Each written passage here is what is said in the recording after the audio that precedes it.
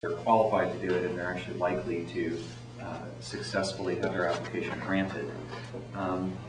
So the first prerequisite is that for almost everybody, except for certain military veterans who served during certain periods of wartime, almost everybody else has to be a green card holder, a legal permanent resident of the United States, before they can apply for citizenship.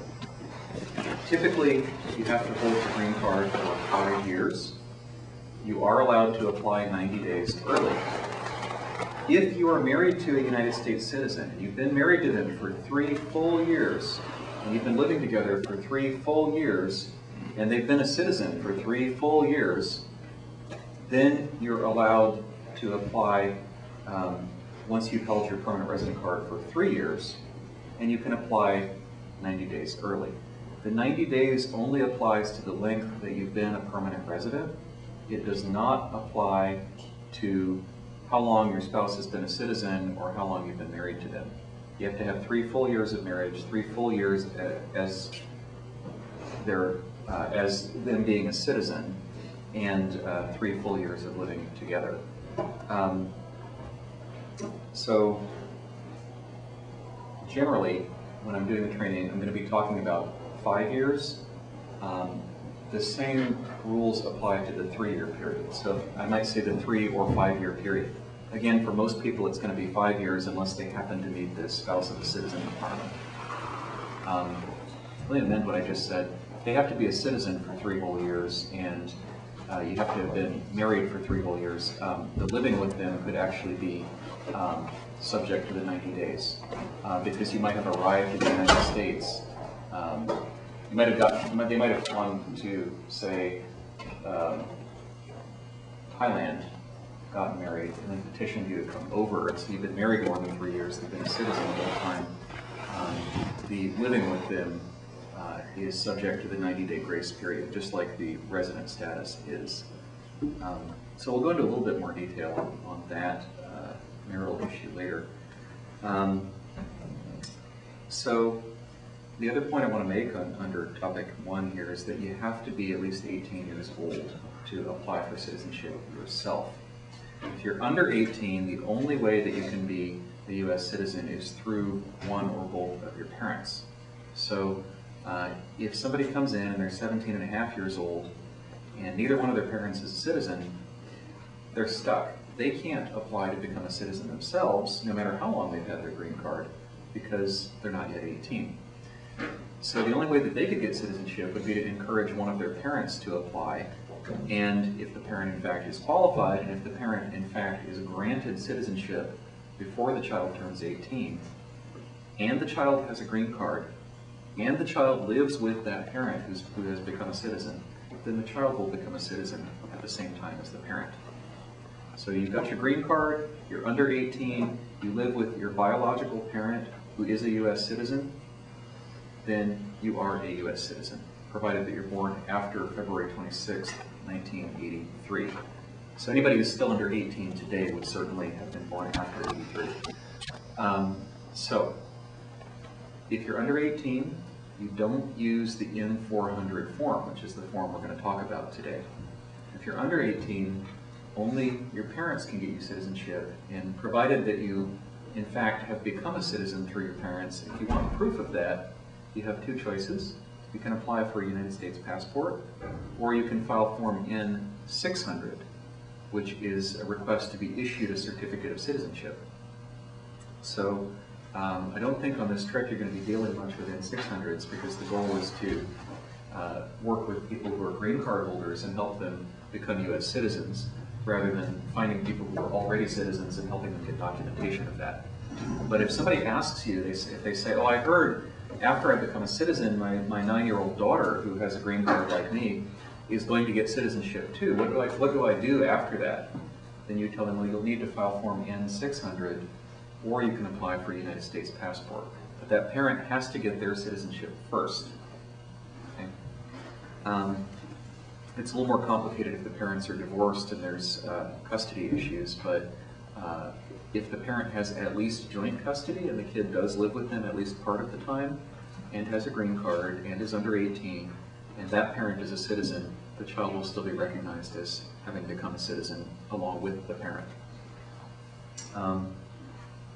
Any questions? Yes? What about adopted children? Oh, thank you. I meant to mention that. This rule applies to biological children. It also will apply to adopted children if the child was formally, officially adopted before age 16. So, yes, it does apply to adopted children. It does not apply to stepchildren unless the stepchild was also formally adopted by the stepparent, which does happen in some cases.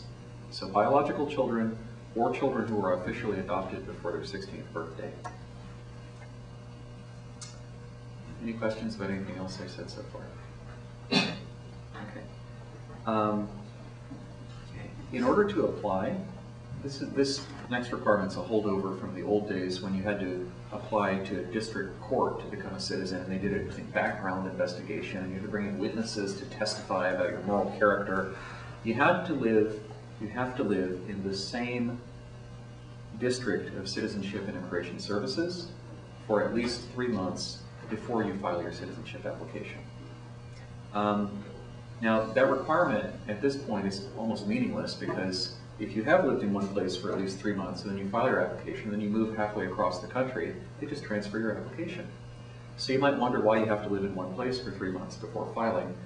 There's no longer any real reason for that, but it's still there in the law, and so they do enforce that. We actually did find one person whose application was denied because they had applied 2.5 months after moving into the district where they were interviewed.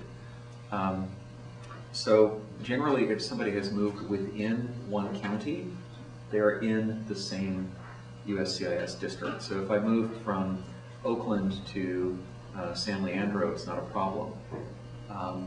If I moved from Alameda County to San Francisco County, it's not a problem. They're all in the same district. But if I moved from Alameda County to Solano County, that's in a different district. That's in the Sacramento district. So if you see that a person has moved, when you're filling out the application, there's a history of residence for the last 5 years. If you see that they moved in the last 3 months from one city to another, check to see that they're both in the same county. And if they're in different counties, you'll have to double check whether they're in the same USCIS district. If you really wanted to do that, you would go to uscis.gov, click on field offices, or USCIS locations, and then choose field offices. And each field office subpage has a list of all the counties that it covers. So if both the old county and the new county are on the list for the same district, you're okay. This probably won't come up, but if it does, you want to make sure again that they're not wasting their $675 if they just need to wait, another month or two. You could even still fill out their application and let them know if nothing else changes, go ahead and mail this in 2 months if they've recently moved into a new district. Now, the physical presence requirement is really simple. That's also under heading 2 here. You have to be physically inside the United States for at least half of the last 5 years for most people, or 3 years if you're using a spouse of a citizen, before filing your application. They also evaluate that as of the date of your interview and as of the date you get sworn in. So if somebody is coming into the United States and staying here 2 or 3 months and leaving for 3 or 4 months and then coming back for 2 or 3 months, if they keep doing that over and over, by the end of the 5 years, they've got 65% of their time outside the U.S. and 35% inside, and they're not going to qualify for citizenship generally. There are a few exceptions, not anything you're likely to run into, unless you're dealing with a military veteran.